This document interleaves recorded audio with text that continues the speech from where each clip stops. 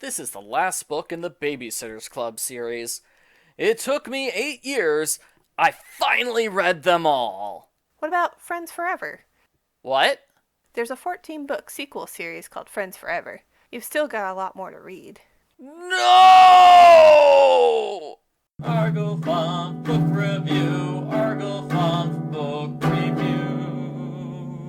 This book was written by Ellen Miles. The book starts with Mary Ann reading a magazine and telling her entire life story for 8 pages. Then she goes to a club meeting where she spends another 8 pages explaining who everyone is. This is the last book of the series. Do they need to spend so much time on boring recap? Was there seriously anyone who started reading the series at book 131 and needed to be told Claudia likes art? The magazine is running a Babysitter of the Year contest. The babysitters decide to enter as a group. One requirement is to write out your babysitting history, so we get 8 more pages of recap, and this is super boring. Why does the last book have so much recap? Part of the problem is that the girls do a terrible job of picking which books to talk about.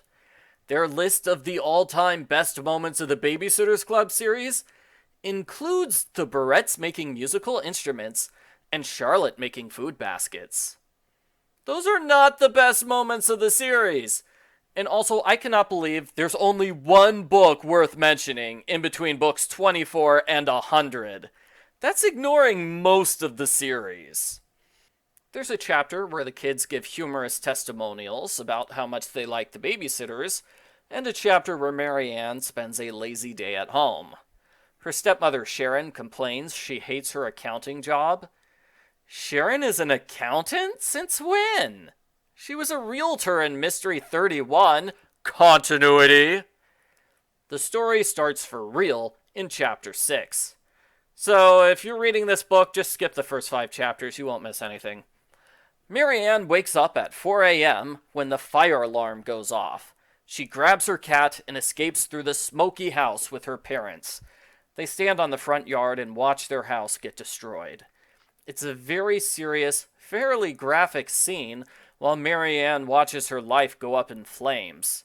She can't cry. She can't feel anything but numb shock. The heavy drama continues for several chapters as the firefighters arrive and the neighbors try to comfort them. A few hours later, they go through the blackened rubble. Mary Ann can't help but think of the thousands of things that they've lost forever, all the important things she'll never see again.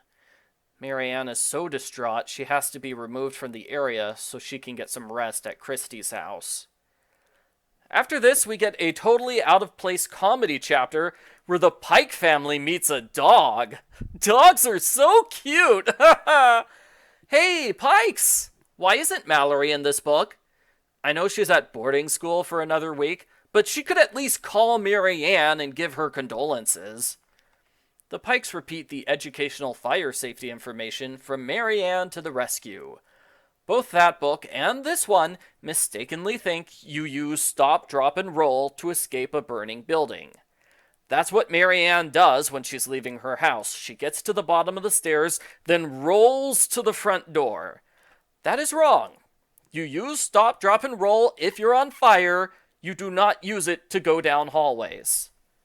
Mary Ann says little as they pick through the debris, looking for salvageable items.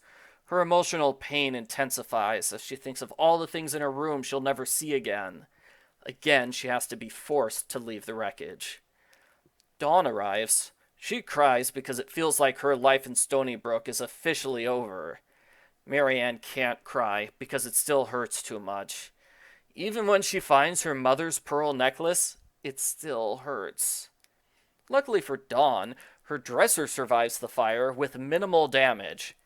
I have to wonder what happened to the secret passage in Dawn's room. It connects to the barn, and the barn was uninjured by the fire. Maybe the secret passage is okay.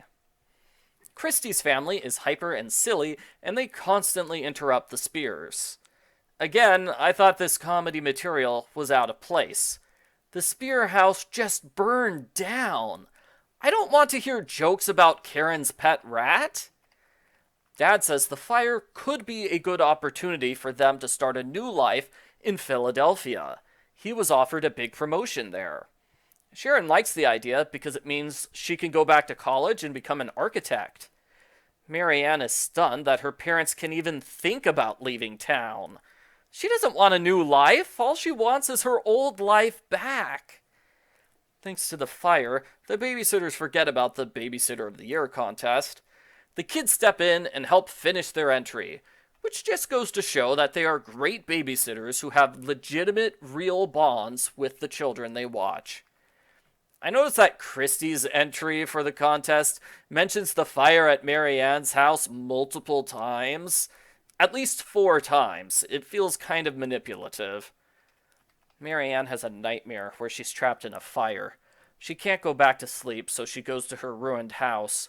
She looks over the remains and starts crying for the first time. Dawn arrives. The girls cry together and they talk things over. Marianne is sad, but she knows she has to start a new life. The end. Post-book follow-up.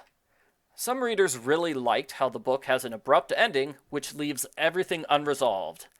I didn't like that. I wanted to know if Marianne moved to Philadelphia. I wanted to see the results of the Babysitter of the Year contest. It makes me mad that there's not enough room for a real ending when a third of the book is boring recap that easily could have been eliminated. If I was the publisher, I would condense the first 5 chapters into 2 or 3 chapters, which would free up enough space for the book to have an actual ending. Call me cynical, but I think the cliffhanger ending was just a cheap trick to boost sales. Why do I say that? Because nothing in this book matters. I'm told Friends Forever immediately hits the reset button for Marianne, her family moves into their barn, and her life continues as normal. The Babysitter's Club series deserved better. It deserved an actual conclusion instead of destroying the life of a beloved character as part of a marketing gimmick. Another problem with this book is that it mostly ignores all the babysitters, besides Marianne, Christy, and Dawn. The majority of the club members don't play a role in the series finale. That's not good. I noticed this book still has "and more to come" printed on the inside of the back cover, despite the fact that there is no more to come. It's the last book. I sincerely hope they did not reboot the series because they ran out of room for the book list on the inside covers. The list only had room for 4 more books after this one. The portrait collection and reader's request used to be on the book list of the covers, but they were removed due to space limitations.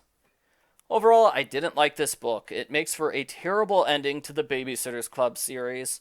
I like the more dramatic, emotional parts. Those were well done, but they were poorly balanced with wild kid adventures.